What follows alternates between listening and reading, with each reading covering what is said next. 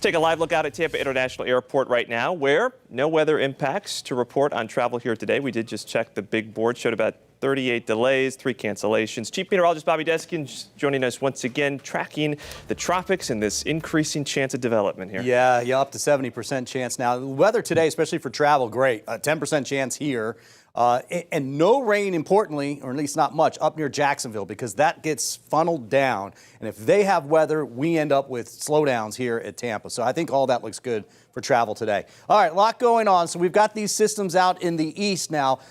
What I really just want to point out to you, the big picture here, that's the remnants of Emily. This is Invest 92. This has about a 30% chance. But this, actually, it's more than that. It's up to 50%. This will be drifting to the northwest and gradually developing. Franklin, drift to the north, then to the north-northeast, gradually developing. You remember last week we had 4 storms in about a 24 to 36-hour period kind of boil up here, right? Same thing's happening now. You're going to get a little bit of development out of that one. This is going to go to a Cat 1, perhaps Cat 2 is now the forecast hurricane. You would expect to see this boil up as well, too. It's just the way the atmosphere tends to work. There's the updated number I needed there, 50% chance. But this obviously is the one that we're talking about. Let's get Franklin out of the way because you can see 75-mile-per-hour winds. It's got 50 now, right? It's going to Cat 1 by Sunday morning, Cat 2 by Monday morning, and then moving on up, and that's going just to the west. Bermuda, you can't see it, is right here. So it's just to the west of Bermuda. They're going to have to watch for some weather coming through there. All right, so here's our system. You can see now that there's what's called a Central American gyre, and you can see some of these wind arrows kind of doing that. This does this all summer long, right? But inside of this gyre, you get some rotations, and we're starting to see it now. You see all the showers and thunderstorms developing. Now, we have the NOAA hurricane hunters here in Lakeland, Linder. They've got the P3s, the big ones that fly through. They also have the Gulf Stream, the G4. That is called Gonzo. That's likely to fly out tomorrow and fly around all of this and out ahead of it and measure the atmosphere. That data is going to go into the models, and the model runs that we've been showing you should get better and better and better, and they should give us an invest, so we'll get spaghetti plots on it as well, too. As I showed you the European, this is the one that's been calling for it for several days now, even more than that. It's still calling for it what looks like a strengthening system, but still getting only to about 40 to 50 mile per hour winds, which would be tropical storm force. The GFS, this is the headline that's new today, because this has seen nothing the last several days. Now it's thinking, yeah, we're kind of seeing what they're talking about, and we're going to go with it too.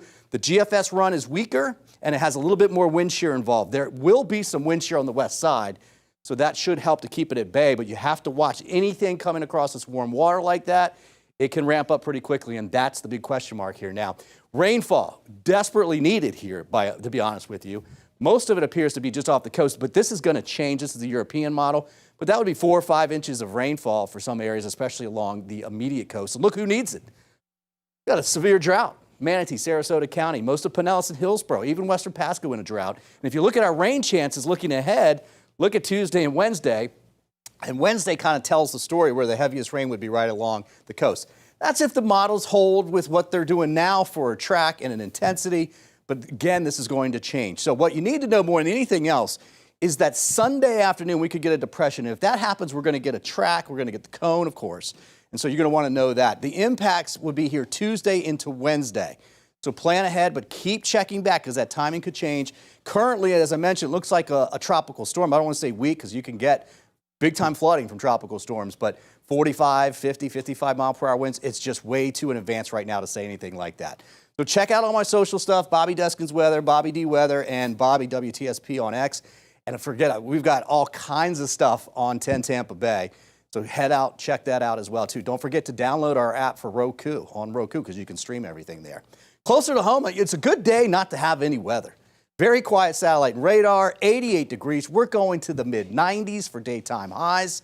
We're just about to 90 now, and you can see things are basically dry. So I'm going to 10% chance for a shower as we get into today. That bumps up. Tomorrow goes about 30% so in the afternoon. Sunday will go 30 to 40% chance. It's late day afternoon stuff. It's not a lot and is not dealing with the tropical system at that particular time. Tuesday, Wednesday looks like the time frame that we'll have to do that. We're just going to go 80% chance for rain and windy both days. We'll update that for you.